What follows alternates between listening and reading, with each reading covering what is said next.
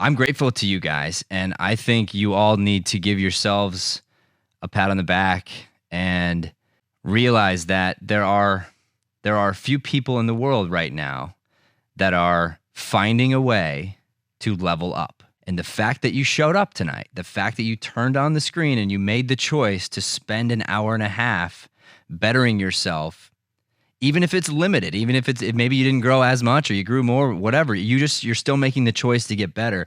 That's, to me, is a huge deal. And I know because you're all alive and with us that you have some sort of a prosperity and next level mindset.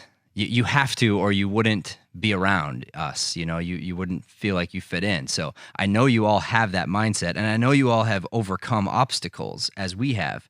And I was thinking about some of ours recently, and I wanted to share a couple stories. So when we first began, I hadn't even asked Leanne to marry me yet, but I knew I was going to. I was living in my parents' house. I did ask her to marry me and then moved her into my parents' house, but that's another story. We had no money, with zero. I spent all my money on her ring. And so we literally had, I think it was like $3,000, which I spent on a computer and like one ad. And then we opened up our studio inside my dad's doctor's office lobby, which was smaller than our lobby now. And we held classes in there. And by the time we left that space 8 months later, we couldn't fit the amount of people that were coming. We couldn't fit them in the room anymore. We would put up shows. We would put up legit shows in that space, and we'd pack the doctor's office chairs next to each other, and we'd have like 30 audience members, standing room only. It was very easy to say sold out back then. But we would do that. And what's interesting is we started our company back in 2007, which is right around one of the financial crises that happened in this nation, which we're going through right now. The difference was we were young and stupid and just didn't know any better, which was a huge advantage. Like, we didn't know what good times looked like. So for us, it was like, yeah, cool, we get to act. Like, who cares? Like, life is good.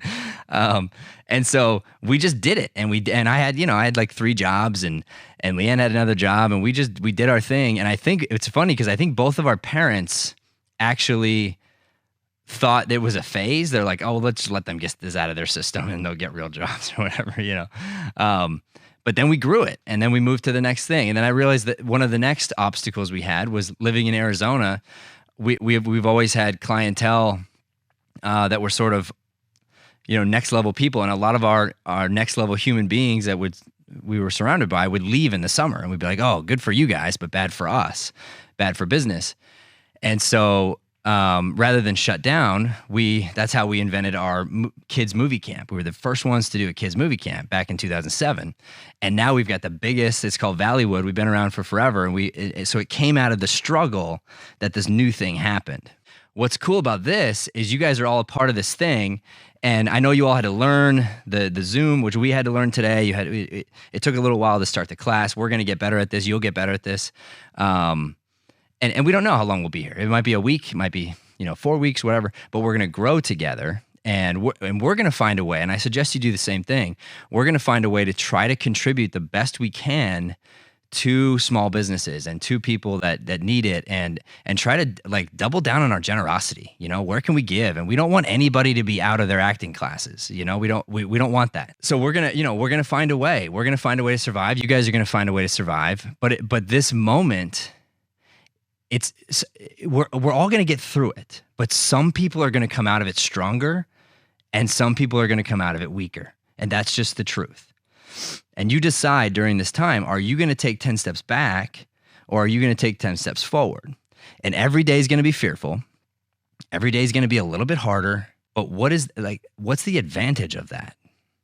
So if I'm very honest with you, having taught improv classes now for well over a decade, to show up and teach an improv class is not that hard anymore.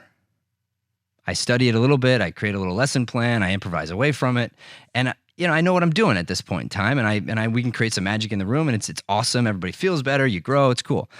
Doing it in this way was really hard. It still is really hard.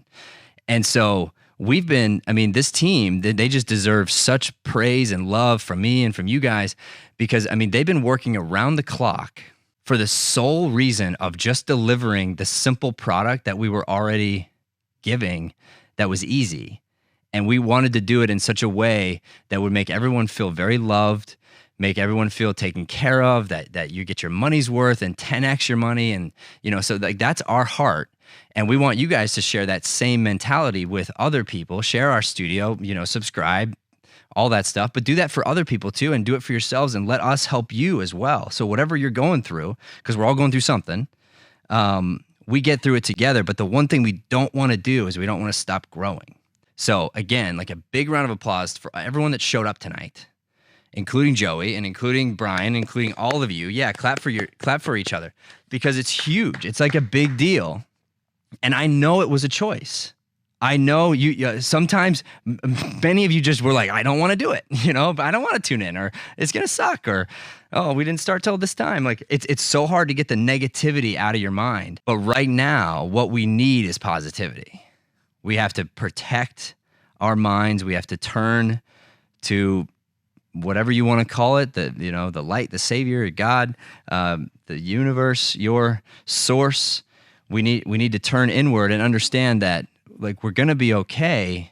And even if we think about why is the world stopping? Maybe there's a why for each of us.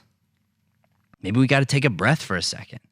And then instead of thinking, I can't, oh, well, the new mandate came out and it's like, okay, you can't have more than 10 people in your class. Well, bummer. That means if we're one of the more successful studios, then I guess we can't have class. No. Well, what can we do? That's what you want to think. What can I do? So if your trip got canceled, okay, bummer. What can I do? If you're stuck at home or you had to go on leave for a while, instead of saying I can't work, what can I do? Where can I get better? How can I grow? How can I become smarter? What books can I read? What new language can I learn? There's going to be a can that can replace the can't. And every news article that's out there right now is a refleshed out version of 7 other ones you've already read. It's their job, and they do a very good job at it, and it's addicting. So just be very careful, be informed, be smart, be safe, but also just when you go inward and come out as a butterfly up here. With all of us should be up here, and then we want to reach back and help everybody else come up as well. But just know this is an opportunity. It's 100% an opportunity, and some people. And just metaphorically, some people are getting out of the stock market out of fear, and some people are investing. And I can tell you which one Warren Buffett is, like that's just fact. The point is, what are you doing during this time? Are you one of the herd, or are you one of the people that stand out from the herd? Are you one of the millions of people that are going to just drive on one side of the freeway, or are you brave enough to go on the other side of the freeway? And at this point in time, right now, driving on the other side of the freeway just looks like this. See the glass is half full. Find a way to be grateful. Find a way to grow. Don't just dwell in the negativity. Find ways to lift other people up. Do that, and do it through your craft. I believe with all of my heart that artists have such a huge impact on the world at all times. And times like this are some of the most important times.